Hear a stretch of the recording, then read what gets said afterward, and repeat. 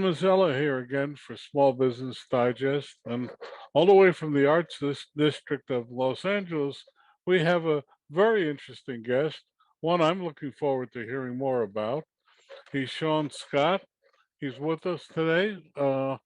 And Sean, our usual question, tell us a little bit about your personal background, then about your company, and finally a website. Can do. My personal background is shoe business for a long time. I started out in retail in the mid 80s. I went to some of the bigger athletic shoe companies. I worked at Nike and Asics and Vans, and then struck out on my own because I thought I knew everything. It turns out I didn't. So I spent the next 15 years learning, and I started my own business somewhere in there, a skate shoe company that did some things well, ultimately didn't stick around. And I found myself at a startup in the mid 2000s called Tom's, where there were 5 of us in a garage, and we had this great idea that everything that we sold, we could give something equal away to people that needed them. And Tom's was great for 8 years. I stayed there, but I had this idea that we could maybe do things better, and ended up doing Community Made. That was my background. The business that we landed with is Community Made. We're making shoes right here in Los Angeles at some scale, not compared to Asia, but some scale. And we do a lot in the community. We give in the community. We work with nonprofits in the community. My wife and I are on local business boards. We have a website where we do what I think is a good deal of business, and that is communitymade.com. Community is spelled with one M, COMUNITY, made, MADE, communitymade.com. Did that cover everything? I hope.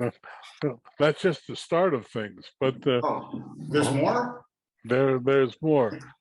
But let's first hone in on Community Made. Yeah, it's an interesting name, but what does it really mean? What do you do in your community? And let's talk about your shoe company. Well, you asked about community first, and it's a good opportunity to say that my wife is co-founder of the business, and she really brought and still brings the passion for community to the business.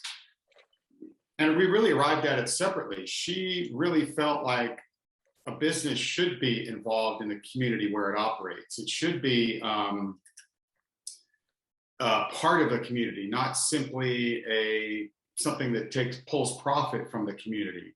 So at the meantime, I was thinking about building things closer to home and making shoes closer to home. And if you put those two things together, then you realize that if you're building something in a community, you're automatically an invested part of the community. You're hiring local people. You're an integral part. So we built on that. And specifically what we do is with every purchase, we have a give to local nonprofits, for example. We work with some amazing local nonprofits. And then Shannon is involved in the local business district. She's on the board of the local business district, helping, doing our best to guide the community. And then I'm on the board of one of those local nonprofits. So we try to stay involved. Okay, but where do you source your products? I gathered that shoes are your product. Yeah, to start. I mean, we know shoes. That's our background. That's my wife's background as well as mine. The idea, though, is bigger than shoes. So it should be, we'll expand into accessories and apparel later on. Where we source our product as much as possible is locally. Much easier said than done. I think most people are probably aware that well over 95% of footwear is made in Asia, mass production style. And trying to build a shoe here in the States sounds great if you're building handcrafted, handmade, totally handmade, one at a time artisanal products. But if you talk about trying to do it at scale so you can make it at least a little bit more affordable, the parts to make them are not here. The infrastructure to make them isn't here. And what specifically that for us, that meant things like anything that's molded. It's a big, expensive investment to make molded parts like a rubber outsole or a cushiony foam midsole. Those we had previously had to source from outside the US, and over 5 years we've been able to work with partners who will help us source it here. So there's only a few things left that we can't source in the US. It's getting close. So, but by sourcing, by community, you're talking about not just local in the arts district, but other parts of the country. Yeah, look, ideally it would be farm to table shoemaking. You know, everything would come from the local community, but it's just not realistic right now. So I think we had some idealistic ideas that we've, you know, for better or worse, we've had to relax a little bit. So community means wherever you are. If we're not sourcing in Asia, if we're sourcing someplace that we can keep an eye on, that we know is taking care of its employees, that we know is taking care of the environment, and it's mitigating big overseas transportation costs and carbon footprint, then that's okay. So yeah, anywhere in the US, even for us on the West Coast, there's parts of Mexico we can source product from, and it's a huge improvement over doing everything in Asia. Well, are your shoes leather? Are they? Oh, I happen to wear Allbirds, which are not leather, but are they leather? Or what are your shoes like? I should have asked beforehand. Do you have one handy? That's going to be the most exciting part of the show. You watch.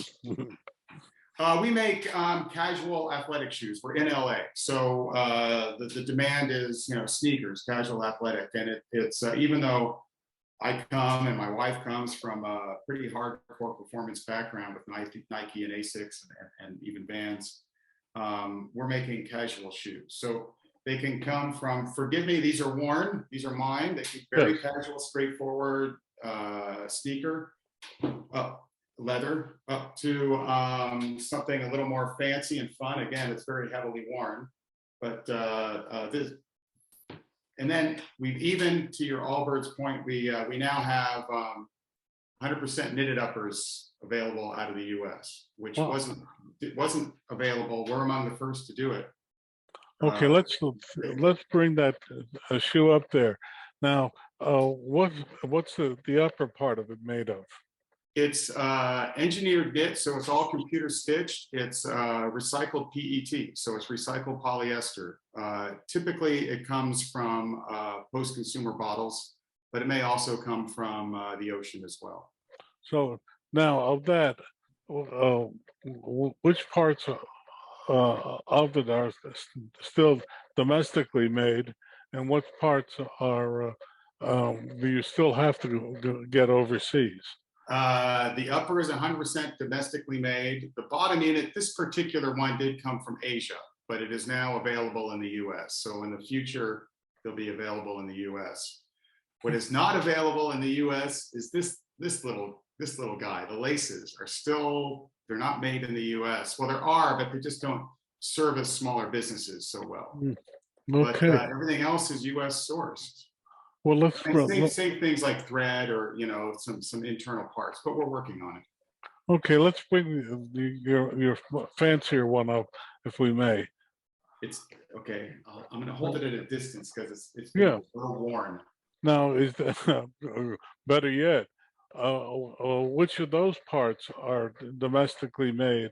And this is a more interesting story. Of course, everything is 100% US made. So even if the parts are coming from elsewhere, all the stitching, all the labor is in the US. Good. And that's an important distinction because I think virtually every other shoe company making any shoes in the US, they're importing labor, they're doing the labor overseas, importing everything put together, and then they typically just slap the upper onto the bottom unit and say it's made in the US. And that's what, look, that's a step in the right direction, but we're trying to do that a little bit better. So We want to avoid all the overseas labor. So this is actually dead stock leather. I don't know if you can see, but it's kind of it's a horsehair. yeah, It's a cow. It's dead stock leather. We're able to make like 3 pairs and that's it. Then it's gone. The Vibram outsole, I think this is U.S. sourced. I'm not sure.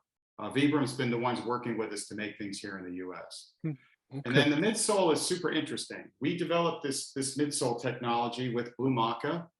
It's 85% recycled content, making the molds to the investment to make this in general is about 10% of what it takes to make the conventional foam midsole that you see in sneakers. Mm. And they've started their production in El Salvador, which is right nearby. And then when that's up and running, the next step is actually here in California. So Blue Maca, we're really excited about. It's a great technology, performs really well, but the main thing is that it's going to, it really frees up this barrier of entry for smaller businesses to get into footwear.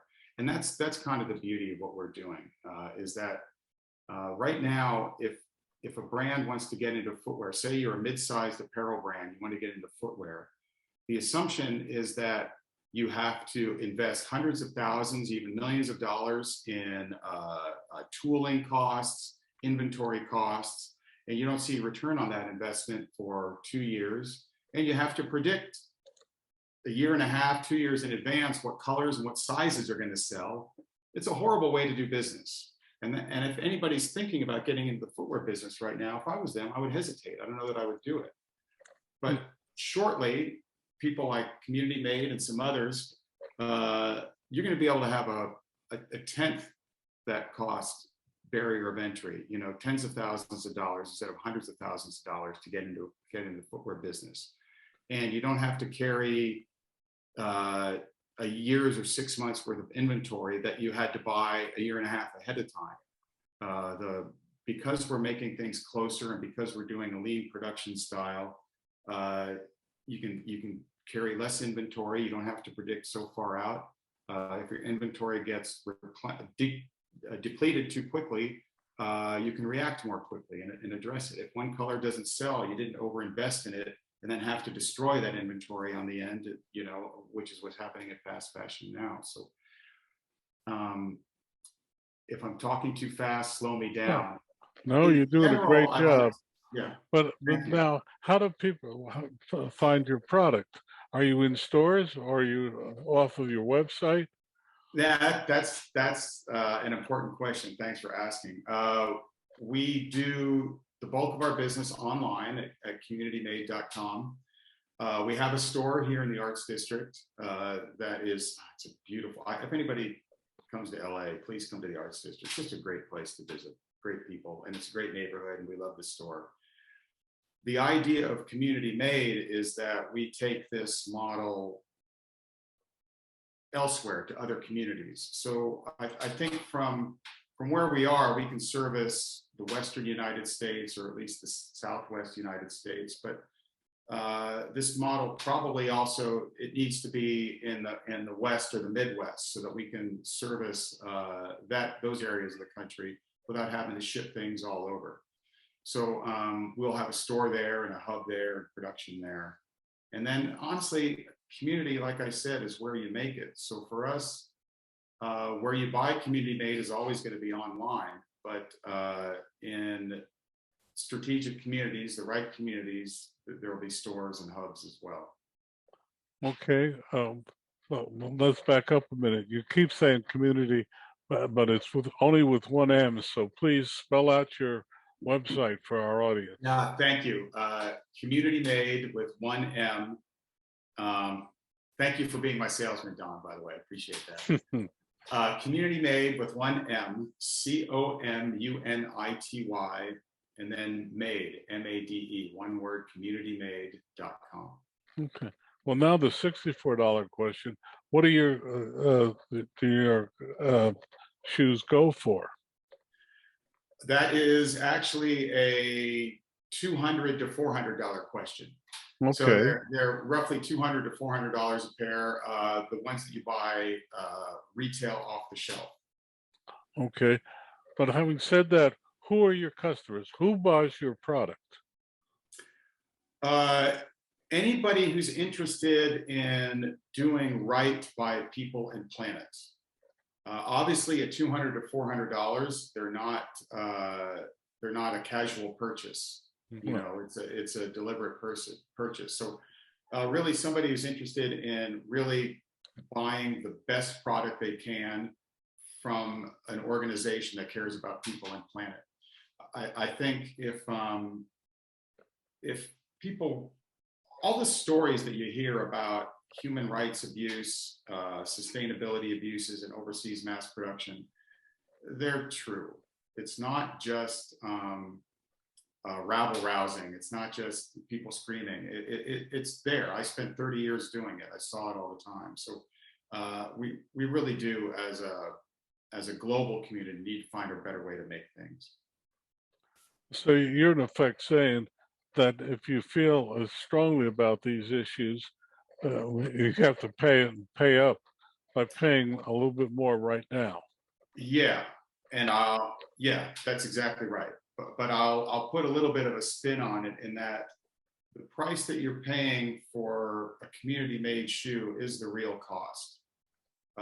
If you're buying a shoe made overseas, it's not a real cost, because you're buying it based on a system that abuses labor and takes shortcuts with the environment. And I think that's not really acceptable to any of us, except that it's thousands of miles away, and we don't see it. We're not really aware of it. Over the past 50 years, we've done a great job of shipping a lot of high labor goods to be done overseas. And we got very used to those prices. We got a good quality product back at an amazing price. And we're all kind of addicted to that now. And it's wrong. It's wrong. And we need to change. I really don't blame anybody. It's hard. It's hard to really be diligent about everything that you buy. So it's not that there's people doing any evil, but evil is happening, and we need to take steps to change it. But economically, we're told at $19 or $15 an hour, can we really afford to construct a shoe that sells between even $200 to $400 here domestically? I'm not sure the question you're asking is that can we build a profitable business at $15 to $19 or $20 an hour? Right now the minimum wage is $15 or $20 an hour. Yeah. Can we pay someone those wages and produce a shoe that sells even at the $200 to $400 range here The short answer domestic? is yes. Yes, we're doing it. Yeah, it's not easy. It didn't happen overnight, Don, but yeah, we can do it. In fact, we pay a little bit more. We pay $20 to $25 an hour. But look, we have pretty high standards. I don't expect every shoe company in the U.S. or every business in the U.S. to be paying a premium, but we make the best quality product, and we expect people to buy it. They expect it to last a long time. And if anything goes wrong, we repair it. If it wears out, we repair it. That's all part of what you get with community made. Well, Michael Jordan can put his name on a shoe, and command, I think, $900 a pair for his shoes. If I've read it correctly, I haven't worn sneakers for a long time, but have you thought of getting a celebrity to support your shoe, or? Yeah, we have a lot. I think if we talk about a weakness that we have or a challenge that we have, it's really getting the word out. I think when you understand Community Made or when you meet Community Made, I think it's pretty easy to understand what we do. It's a matter of getting the word out. But honestly, we've struggled to find the right influencers, micro influencers, even majority influencers.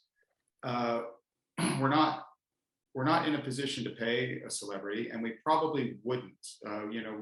We expect somebody to be passionate about the product and the mission on their own. I feel like we have. I know we have a great story. We're very passionate about it. We see the response we get from people, but we haven't succeeded in finding the right influencers yet. We have some great ones, some great fans, but nothing that's really tipped the scales. How's that? Okay. If you've got any in your Rolodex, I definitely talk to them. Your website again for our audience, and spell it out. CommunityMade.com, CommunityMade.com. One word, CommunityMade.com. We only have 1 minute left. What would you like to leave our audience with? I'd like to leave the audience with that the power is in your hands, to be more deliberate about the things that we purchase. We all have a computer in our hands. We can take a look at any brand, do a little research on any brand that we want to invest in, and make considered purchases. Look, I don't expect everybody to be able to afford the most expensive product, but choose well and make it last. Spend a little bit more if you have to. Choose well and make it last. Instead of getting 3 pairs of shoes a year, get one and make sure it's the right one and make it last. And that goes for everything, any purchase. That's what I'd leave people with. Okay. We have power. I'm going to let you your website one last time. Thanks, Don. It's CommunityMade.com. COM. 1M in Community Made, CommunityMade.com. Sean Scott, thanks a lot for me an illuminating time. Don, thank you. I appreciate all the work to highlight the small businesses. It's super important. We all need it, and we're very grateful.